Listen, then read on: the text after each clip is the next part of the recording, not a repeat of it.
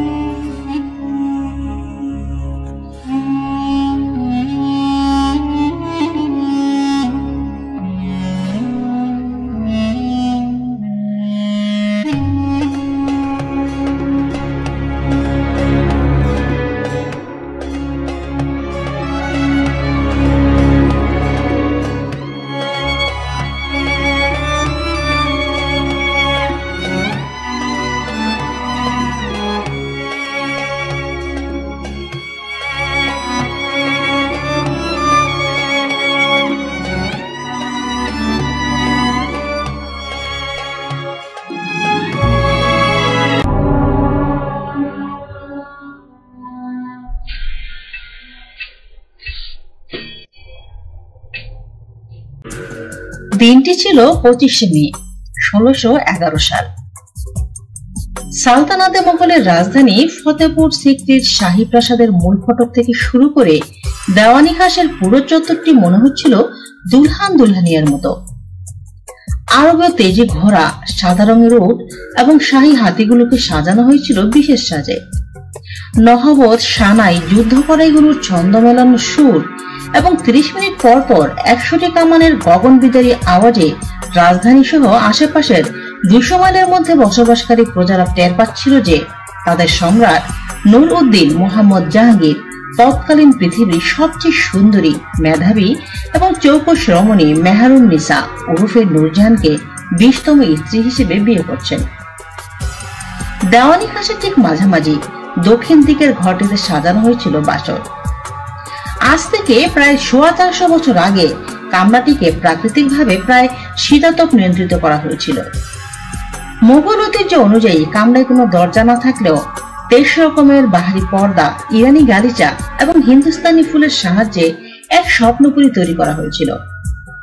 রঙিন ঝাড়বাতিতে 1000 মোমের আলো, কস্তুরী এবং মৃগনাভি সুবাসের সঙ্গে নিরাপদ দূরত্ব থেকে মৃদুস্বরের সানাইয়ের সুর নারী এবং পুরুষের হৃদয়কে মিলনের জন্য পাগল করে দিচ্ছিল। নির্জন বাসর ঘরে সম্রাট জাহাঙ্গীর প্রবেশ করা মাত্রই বধূবেশে সম্রাজ্ঞী মেহরুন্নিসা উঠে কুনিশ করলেন। সম্রাট এবং সম্রাজ্ঞী 4 বছর ধরে অধীর আগ্রহে আজ রাতের মধুময় বাসরের জন্য অপেক্ষা করছিলেন। আবেগের আতিশয্যে উভয়ে কিছুক্ষণ নির্বাক হয়ে রইলেন। সম্রাজ্ঞীর জন্য এটি দ্বিতীয় বাসর আর সম্রাটের জন্য 20তম। সম্রাটের অন্য কোনো বাসরের সঙ্গে প্রেম বা প্রণয়ের পরিণতি ছিল না। কেবল রাজনীতি এবং খ্যাতির বিশেষে দুর্বার যৌনাকাঙ্ক্ষা থেকেই তিনি পরপর 19টি বিয়ে করেছিলেন। প্রায় সবাই ছিলেন রাজদহিতা। বাসর ঘরে ঢুকে প্রথমে আলিঙ্গন এবং দৈহিক প্রশান্তি লাভের চেষ্টা। প্রায় সর্বক্ষেত্রে তিনি অর্ধমাতাল হয়ে বাসর ঘরে ঢুকতেন এবং নবপরিণীতার সামনে বসে মদ খেয়ে আরো মাতাল হয়ে উঠতেন। এরপর ফার্সি কবিতা আওড়াতে আওড়াতে বাসর ঘর গুলজারের চেষ্টা চালাতেন। কিন্তু 1611 সালের 25শে মে তারিখের বাসরটি ছিল সম্পূর্ণ ব্যতিক্রম। বাসর ঘরে প্রবেশের আগে সম্রাট তার হাম্মামখানায় টানা 2 ঘন্টা ধরে মেশক এবং আম্বর মিশ্রিত পানিতে গোসল ছেড়েছেন। এর আগে শাহী ক্ষৌরকার উত্তমভাবে তার ক্ষৌরকার্য সম্পন্ন করেছেন। শাহী কবিরাজকে আগে নির্দেশ দেওয়া হয়েছিল সর্বোৎকৃষ্ট উত্তেজক ওষুধ বানানোর জন্য। বলা হয়েছিল সম্রাট সারা রাত জেগে থাকতে চান এবং অনেক বাসরাতকে উপভোগ করতে চান। হেকিমও তার সারা জীবনের মেধা এবং প্রজ্ঞা দিয়ে সম্রাটের জন্য ওষুধ প্রস্তুত করেছিলেন। সেবনের সঙ্গে সঙ্গে সম্রাট তার দেহে প্রচন্ড উত্তেজনা অনুভব করলেন। হেকিমের পরামর্শ মতো তিনি গত 24 ঘন্টায় কোনো মদ্যপান করেননি। ফলে তার দেহ এবং মন একই সঙ্গে মেহেরুন্নিসাকে পাওয়ার জন্য পাগল হয়ে পড়েছিল। কিন্তু একই সম্রাজ্ঞীর সামনে দাঁড়িয়ে তিনি যখন তার মুখের দিকে তাকালেন, শারীরিক উত্তেজনা মুহূর্তের মধ্যেই হিমশীতল হয়ে গেল। সম্রাজ্ঞী মেহেরুন্নিসা অবনত মস্তকে অঝরে কাঁদছিলেন। সম্রাটের কবিমন ভীষণভাবে আহত হলো। তিনি কান্নার কারণ বা তাৎপর্য জানতে চাইলেন।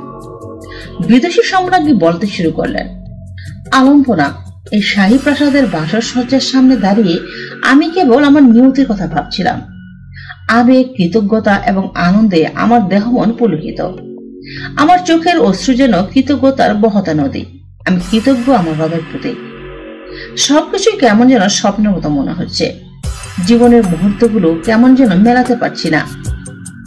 1577 সালে কান্দাহারের এক মরুভূমিতে আমার জন্ম। প্রচন্ড অভাবের তাড়নায় আমার আব্বা মির্জা গিয়াস বেগ পরিবারের অন্যান্য সদস্য সহ পারস্য থেকে হিন্দুস্তানে হিজরত করেন। আমি তখন মাতৃগর্ভে। আমাদের পারিবারিক কাফেলার সবাই শত ছিন্ন এবং ময়লাযুক্ত কাপড় পরিধান করেছিলেন। আমাদের কোনো বাহনও ছিল না। খালি পায়ে প্রায় অভুক্ত অবস্থায় আমরা মরুময়ের পথ পাড়ি দিচ্ছিলাম। আমাদের কাফেলার না ছিল কোনো অর্থ কিংবা না ছিল কোনো খাদ্য। আমরা কোনো গ্রাম দেখলে গ্রামবাসীর কাছে ভিক্ষা চাইতাম। আবার কোনো জঙ্গলের কাছ দিয়ে গেলে সাধ্যমতো শিকারের চেষ্টা করতাম। মরুভূমির উত্তপ্ত বালুকা এবং পর্বতময় এলাকার শিলাখণ্ড আমাদের পথের ক্লান্তিকে আরো বাড়িয়ে দিচ্ছিল। আমরা দুর্বল হতে হতে প্রতি মুহূর্তে মৃত্যু আলিঙ্গনের জন্য আকাঙ্ক্ষা করছিলাম। এর মধ্যে কয়েকবার হিংস্র বাঘের সামনে পড়লাম। বাঘ আমাদের দারিদ্রতা এবং অসহায়ত্বের জন্য বেশ খাতির করে এড়িয়ে গেল। কয়েকটি ডাকাত দলের মুখোমুখি হলাম, তারাও আমাদের এড়িয়ে গেল। শাহানশাহ আলম, অমাবস্যার ঘোর রজনীতে আমার জন্ম হয় কান্দাহারের বিরান মরুভূমিতে। আমার ক্লান্ত ক্ষুধার্ত আম্মাজান কোনো প্রসব বেদনা ছাড়াই আমাকে প্রসব করেছেন। পথের ক্লান্তিতে তার সর্বাঙ্গ ছিল প্রায় অনুভূতিহীন, কণ্ঠ ছিল শব্দ করার অযোগ্য। অন্যদিকে দীর্ঘদিনের মাতৃগর্ভে আমি প্রায় অভুক্ত অবস্থায় বড় হচ্ছিলাম। কাজেই অন্ধকারে আমার আম্মা যখন প্রসব করলেন, তখন প্রসূতি এবং নবজাতক কেউ কোনো শব্দ করল না। আমাদের কাফেলায় আলো জ্বালানোর কোনো ব্যবস্থাই ছিল না। কৃষ্ণপক্ষের নক্ষত্ররাজির মৃদু আলোতে সবাই আমার প্রসবকালীন কর্মসমূহ সমাধান করলো। আমাকে মৃত শিশু ভেবে মরুভূমির মধ্যে ফেলে রেখে সবাই সামনের দিকে অগ্রসর হতে লাগলো। মহান বাদশাহ আকবরের বন্ধু মালিক মাসুদ পারস্য থেকে ওই পথ দিয়ে হিন্দুস্তান যাচ্ছিলেন। পরদিন সকালের আলো যখন আমার মুখের উপর পড়লো, তখন আমি প্রথম চিৎকার করে কেঁদে উঠলাম। মালিক মাসুদের কাফেলা ধূসর মরুভূমির বিজন প্রান্তরে নবজাতকের কান্না শুনে এগিয়ে এলেন। দেখলেন এক বাঘিনী এসে আমাকে পাহারা দিচ্ছে। কাফেলার লোকজন দেখে বাঘিনীটি নিঃশব্দে নিরাপদ দূরত্বে সরে গিয়ে মায়া ভরা দৃষ্টিতে আমার দিকে তাকিয়ে রইল। আগ্রা রাজদরবারের প্রভাবশালী আমির এই অভূতপূর্ব দৃশ্য দেখে যার পরনাই বিস্মিত এবং হতবাক হলেন। তিনি আমাকে কুড়িয়ে নিলেন এবং মুখমণ্ডলের দিকে তাকিয়ে ললাটে রাজটিকা দেখতে পেলেন। আমি মালিক মাসুদের আশ্রয়ে তার কাফেলার সঙ্গে হিন্দুস্তানের রাজধানী আগ্রার দিকে এগোচ্ছিলাম। আমার আশ্রয়দাতা পিতা আমার সুখ এবং স্বাচ্ছন্দ্যের জন্য সবকিছু করলেন। আমি 2-1 দিনের মধ্যে সুস্থ এবং সবল হয়ে উঠলাম। স্বর্গীয় হাসি এবং নবজাতকের চিরায়ত অঙ্গভঙ্গির মাধ্যমে আমি আমার আশ্রয়দাতার মনকে পছন্দ করে দিচ্ছিলাম। তিনি আমার জন্য যাত্রাপথে অতি উত্তম ধাত্রী কাম দোদমা খুঁজছিলেন। নিয়তের নির্মম পরিহাসে কয়েকদিন পর আমার আশ্রয়দাতার কাফেলার সঙ্গে আমার জন্মদাতার কাফেলার সাক্ষাৎ ঘটে এবং আমার জন্মদাত্রী মাকে নিয়োগ করা হয় আমার ধাত্রী হিসেবে। আলোচনার এক পর্যায়ে আমার জন্মদাতার পরিচয় পেয়ে যান আমার আশ্রয়দাতা। আমাদের দুঃখ দুর্দশা এবং অভাব অভিযোগের কথা শুনে আশ্রয়দাতা পিতা খুব ব্যথিত এবং মর্মাহত হন। তিনি আমাদের তার খরচে আগ্রা নিয়ে যাওয়ার অঙ্গীকার করেন এবং রাজদরবারে আমার আব্বাকে একটি চাকরি প্রদানের প্রতিশ্রুতি দেন। আমার আশ্রয়দাতা পিতা মোগল রাজদরবারে অতিশয় জনপ্রিয় এবং গ্রহণযোগ্য ব্যক্তি ছিলেন। বাদশাহ নামদার শাহেনশাহ আকবর তাকে প্রচন্ড ভালোবাসতেন। অন্যদিকে আমার বাবা মির্জা গিয়াস বেগ লেখাপড়া জানা বুদ্ধিমান লোক ছিলেন। তার শরীরও রাজরক্ত ছিল এবং পারস্য আভিজাত্য এবং কুলীনতার মার্জিত দিকগুলো তার ব্যক্তিত্বে প্রকাশিত হতো। শাহানশাহ আব্বাকে দেখে সন্তুষ্ট হলেন এবং তাকে মোটামুটি একটি ভালো চাকরি দিলেন। তাকে কাবুলের জায়গিরদার করা হলো। সে কাবুলের কান্দাহারে আমি এবং আমার পরিবার একসময় ভিখারির মতো সময় কাটিয়েছিলাম। মাত্র কয়েক মাসের মাথায় আমরা সেখানকার শাসক হয়ে গেলাম।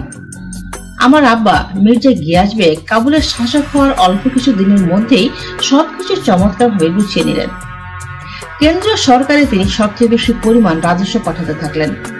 সাম্রাজ্যের উত্তর দিকের রাজ্যগুলোর মধ্যে কাবুল ছিল সবচেয়ে বেশি সমস্যা সংকুল এবং দরিদ্র এলাকা। পার্শ্ববর্তী পারস্য সাম্রাজ্য, চীন, রাশিয়া প্রভৃতি শক্তিশালী রাষ্ট্রের হুমকি এবং আক্রমণ উপেক্ষা করে কাবুলের সুশাসন স্থাপন সত্যিই ছিল কঠিন এবং আমার আব্বাজান তা অত্যন্ত দক্ষতার সঙ্গে করছিলেন। ফলে মহামতি আকবর আজম আমার আব্বাকে রাজধানীতে ডেকে বিরাট রাজকীয় সংবর্ধনা দেন।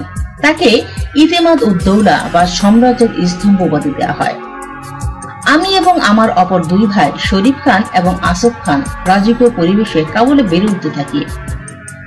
এতটুকু বলে সম্রাজ্ঞী তার মায়াবী চক্ষু মেলে সম্রাটের দিকে তাকালেন। বাসর ঘরের বাইরে সানা ইতোমধ্যে থেমে গিয়েছিল। সময় অনেক হয়েছিল। দুর্গ শীর্ষে স্থাপিত ঘণ্টায় বিকট টং টং আওয়াজ তুলে জানান দিল রাত দ্বিপ্রহর। জাহাঙ্গীর মেহেরুন্নিসার হাত ধরলেন, আদর করার জন্য হালকা করে একটু টান মারলেন। ঠিক এই মুহূর্তের জন্যই সম্রাজ্ঞী অপেক্ষা করছিলেন। তিনি বুকের উপর ঝাঁপিয়ে পড়লেন। বহু রমণীতে অভ্যস্ত সম্রাট একটু অবাকই হলেন, কারণ কোন নারী আগে স্বপ্রণোদিত হয়ে তার বুকে মাথা রাখেননি কিংবা আলিঙ্গন করেননি। তারা সবাই সম্রাটের ইচ্ছার কাছে নতি স্বীকার করতে আসে, হুকুম মতো দাঁড়িয়ে থাকে, আবার হুকুম মতো শুয়ে পড়ে। এদের অনেকে আবার ভীত সন্ত্রস্ত হয়ে কাঁপতে থাকে। ফলে নারী পুরুষের স্বাভাবিক মিলনের স্বাদ সম্রাট জীবনে দুই একবার পেয়েছেন কিনা সন্দেহ। সম্রাটের সর্বোচ্চ আবেগ দিয়ে সম্রাটকে জড়িয়ে ধরলেন। সম্রাটও প্রথা বিরুদ্ধ কাজ করে বসলেন। তিনি নববধূকে কোলে তুলে নিলেন এবং গভীর চুম্বনে তার ঠোঁট এবং মুখমণ্ডল সিক্ত করলেন। এই জন্য স্বর্গীয় আবেশ। নারীর চুল এবং তার দেহের সুঘ্রাণ যে মানুষকে এত মোহিত করতে পারে, সম্রাট জীবনে প্রথমবার টের পেলেন। তিনি নববধূকে কোল থেকে নামিয়ে গভীর আলিঙ্গনে জড়িয়ে ধরলেন। উষ্ণ, নরম এবং সুঘ্রাণযুক্ত অপরূপ দেহমণ্ডলীর মানবী সম্রাটের সবকিছু আচ্ছন্ন করে ফেলল। তিনি বধূকে পাশে বসিয়ে তার চাঁদ মুখখানার দিকে তাকিয়ে রইলেন। মেহেরুন্নিসা এবার ফুপিয়ে কেঁদে উঠলেন। হতবিহ্বল সম্রাট জিজ্ঞাসু দৃষ্টিতে স্ত্রীর পানে তাকালেন। সম্রাজ্ঞী তার আসন ছেড়ে স্বামীর পায়ের কাছে বসলেন এবং তার উরুর উপর অনেকটা কাত হয়ে মাথাটি রাখলেন এবং পুনরায় বলতে শুরু করলেন, এ সাহেব আলম, আজ আমার মনে পড়ছে জীবনের প্রথম বাসর রাতের দুঃসহ স্মৃতির কথা।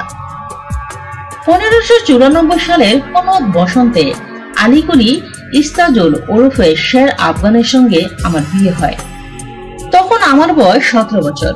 থাকতাম লাহোর রাজপ্রাসাদে। আমার আব্বা তখন কেন্দ্রীয় সরকারের অধীনে তার উঁচু পদে কাজ করেন। লাহোরের মোগল সেনাপতি খানে খানান আব্দুর রহিমের অধীনে চাকরি করতেন শের আফগান। মেওয়ার এর রানার বিরুদ্ধে অত্যন্ত বীরত্বপূর্ণ যুদ্ধ করার জন্য আপনি তাকে শের আফগান উপাধি দিয়েছিলেন। আমি তাকে চিনতাম না, কিন্তু নাম জানতাম। ইতিমধ্যে আমরা সপরিবারে রাজধানী আগ্রার ফতেপুর সিক্রিতে বেড়াতে যাই।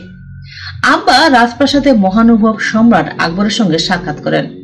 অন্যদিকে আমার মা আসামত বেগম শাহী অন্তপুরে রাজমহিষী যোধাবাইয়ের সঙ্গে সাক্ষাতের অনুমতি পান। তিনি সঙ্গে করে আমাকেও নিয়ে যান।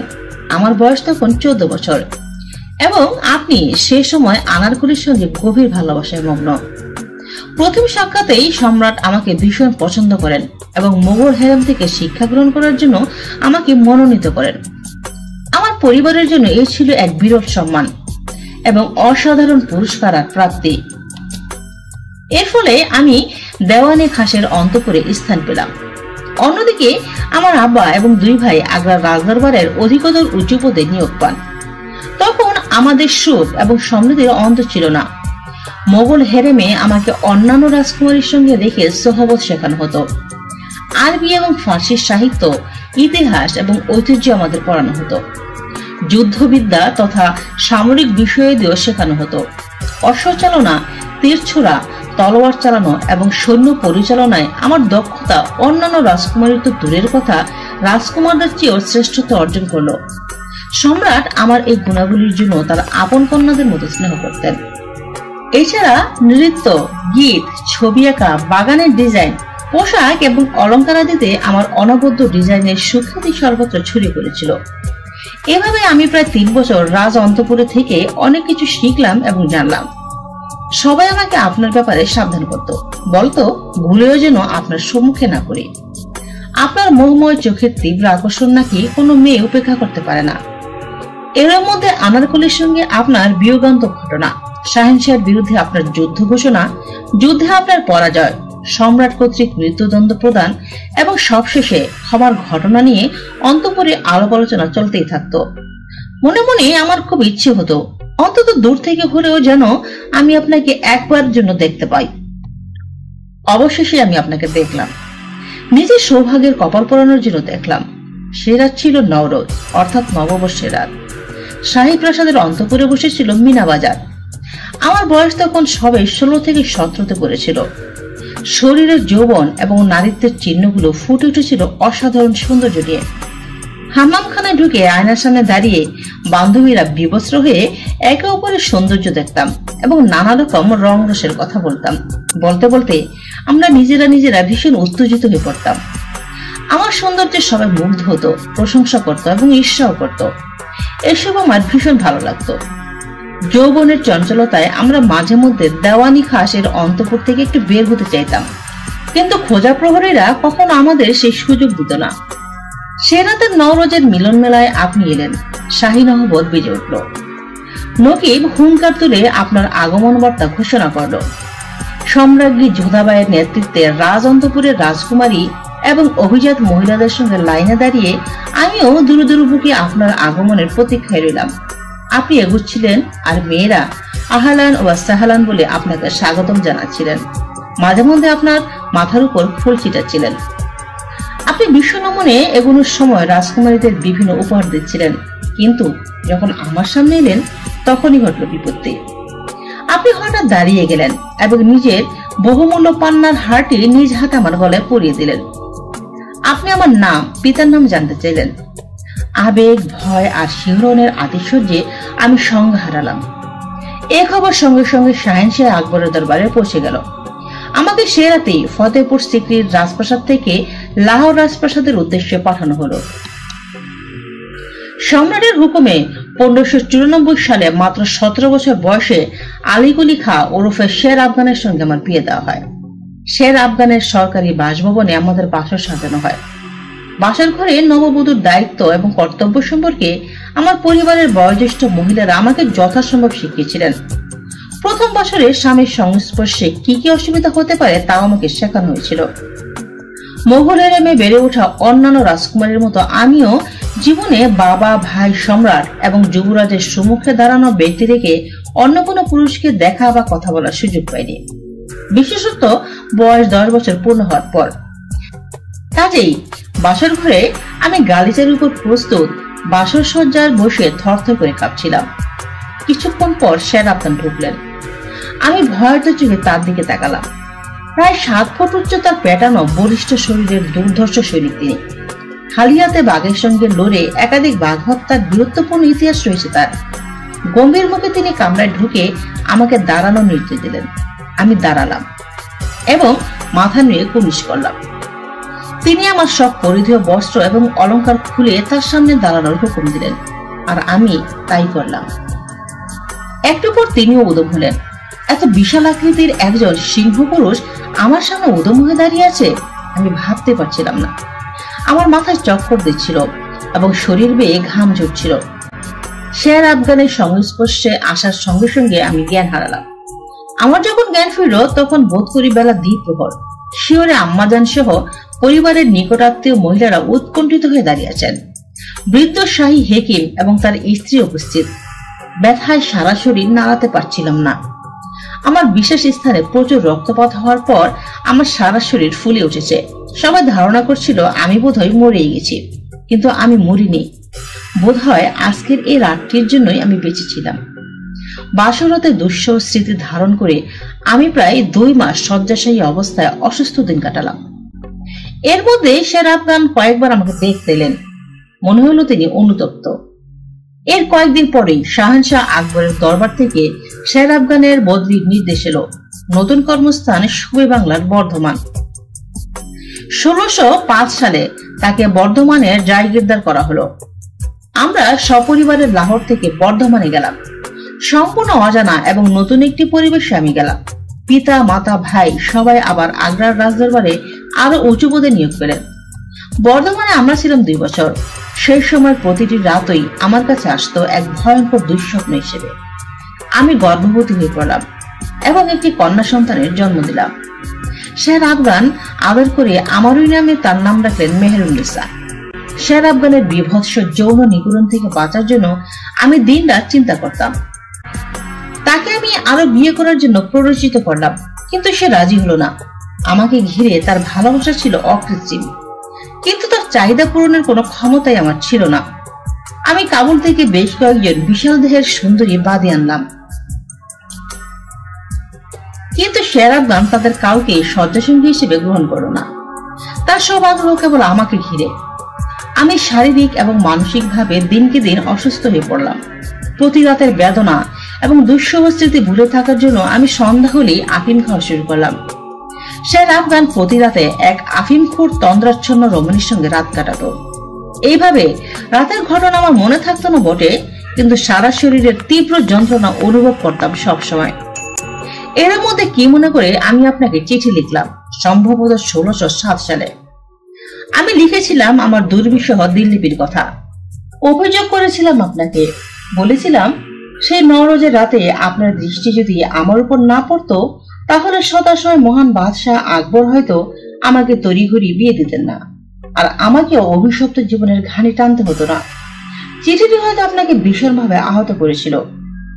আপনি সুবে বাংলার গভর্নর কুতুবউদ্দিন খান কোকাকে প্রয়োজনীয় ব্যবস্থা গ্রহণের নির্দেশ দিলেন। সে মতে রাজকীয় সেনাবাহিনী কুতুবউদ্দিন কুকুর নেতৃত্বে 1607 সালের 30 মে বর্ধমান উপস্থিত হলেন। আমাদের প্রাসাদের শের আফগানের কাছে আপনার গ্রেফতারি পরোয়ানা দেখানো হলো। শের আফগান বিষয়টি খুব শান্তভাবে গ্রহণ করলেন। আমার কাছে এসে খুব স্বাভাবিকভাবে বিদায় নিলেন। কন্যাকে কোলে তুলে আদর করলেন। এরপর নিরস্ত্র অবস্থায় কুতুবউদ্দিন কুকুর শিবিরে যান। সুবে বাংলার গভর্নরের তাঁবুতে ঢোকার সঙ্গে সঙ্গে কি মনে করে শের আফগান হঠাৎ করেই তাকে আক্রমণ করে বসেন এবং মারাত্মকভাবে আহত করেন। ফলে কুতুবউদ্দিন ঘটনাস্থলেই মারা যান। অন্যদিকে শাহী রক্ষীরা একসঙ্গে আক্রমণ চালিয়ে শের আফগানকে মেরে ফেলে।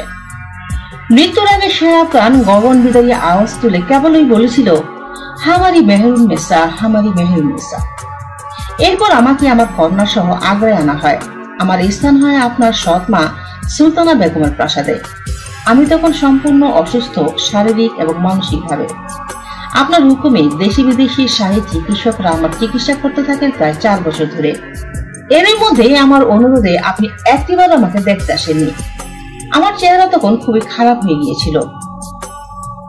কাজেই এই চেহারা আপনাকে দেখিয়ে কষ্ট দেওয়া বা পাওয়ার কোনো অভিলাষী আমার ছিল না। অবশেষে দীর্ঘ চিকিৎসার পর আমি সুস্থ হয়ে উঠি। একদিন আপনার একটি ছবি দেখার পর আমার হৃদয় এবং মন পুলকিত হয়ে ওঠে।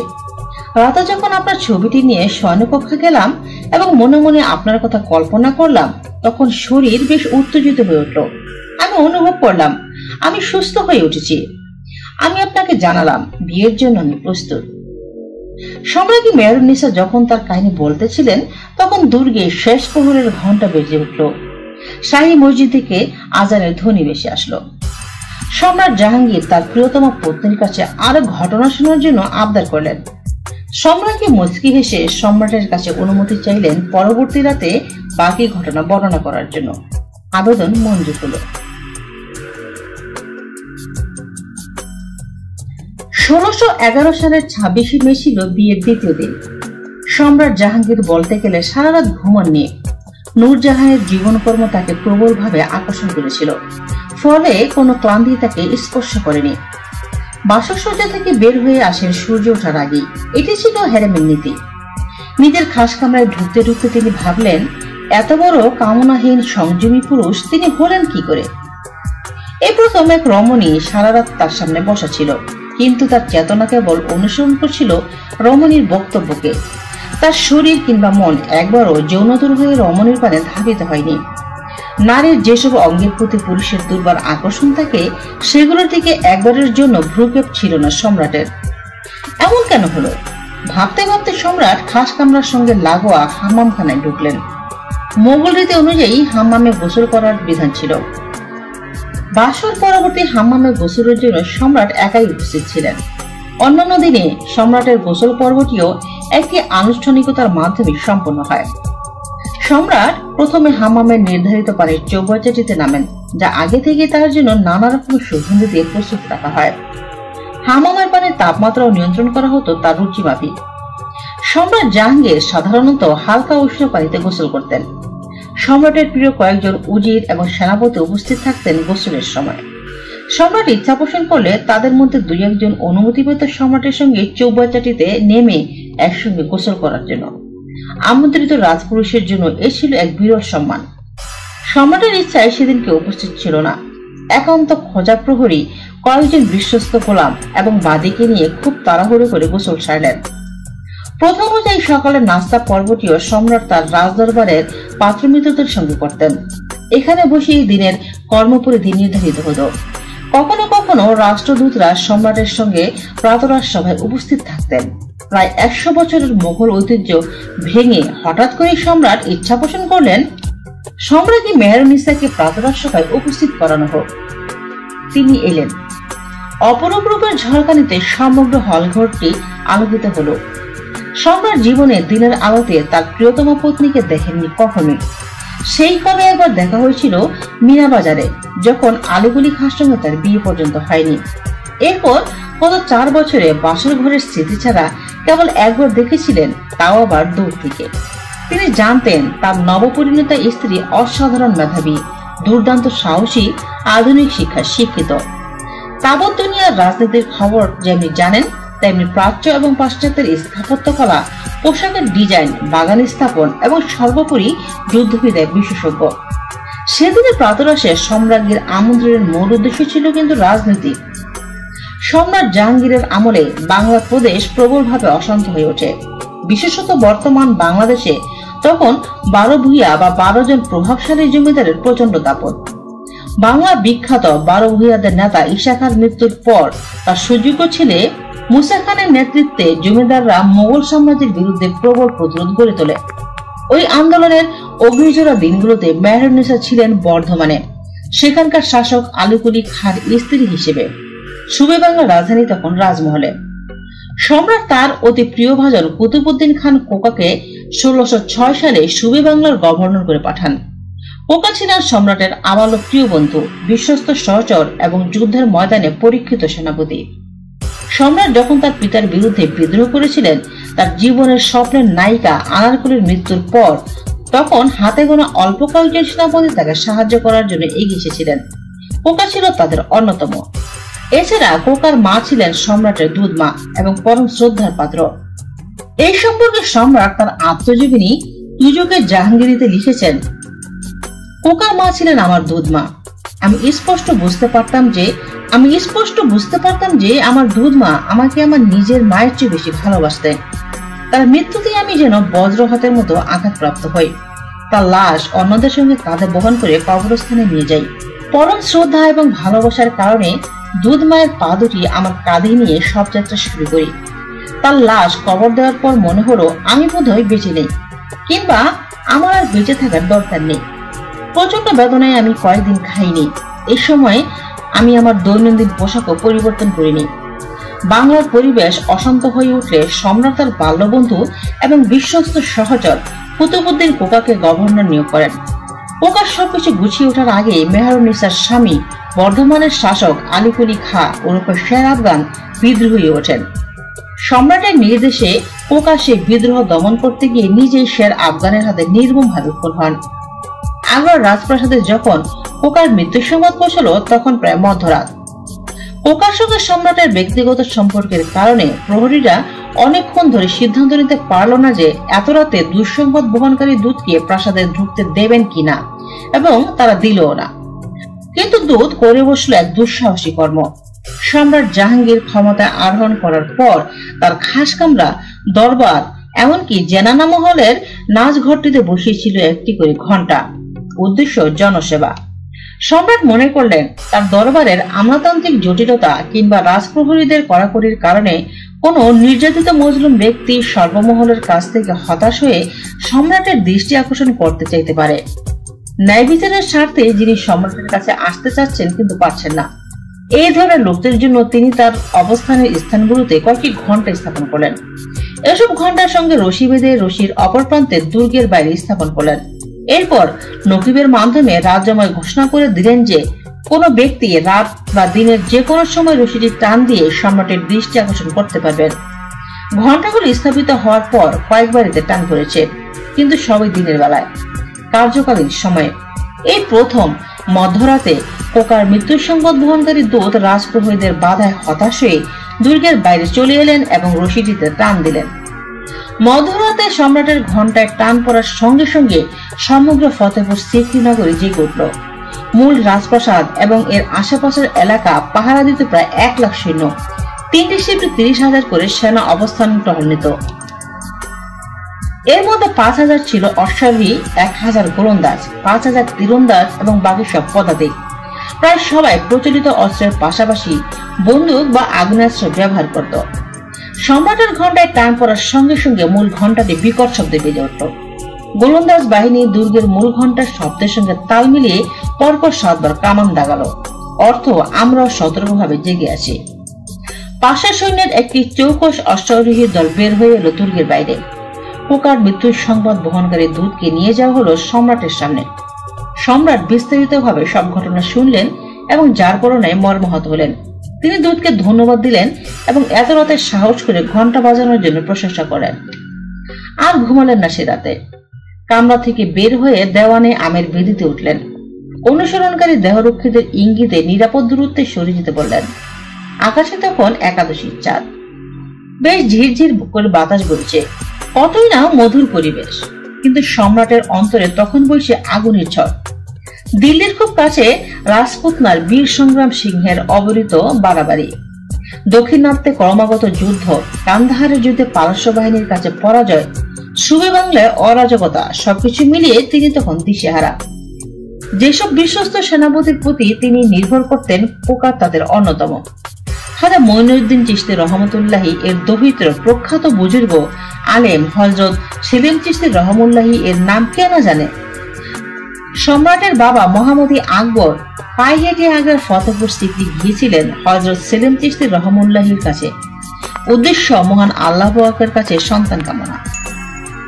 খানদানি মোগলের সবাই বিশ্বাস করেন যে হযরত সেলিম চিশতি রহমতুল্লাহি এর দোয়ার বরকতেই সম্রাট জাহাঙ্গীর পৃথিবীতে এসেছিলেন। তার মহান বাবা এই জন্য তার নাম রেখেছিলেন সেলিম। দরাজ গলায় তিনি সম্রাটকে সবসময় সেলিম বলে ডাকতেন।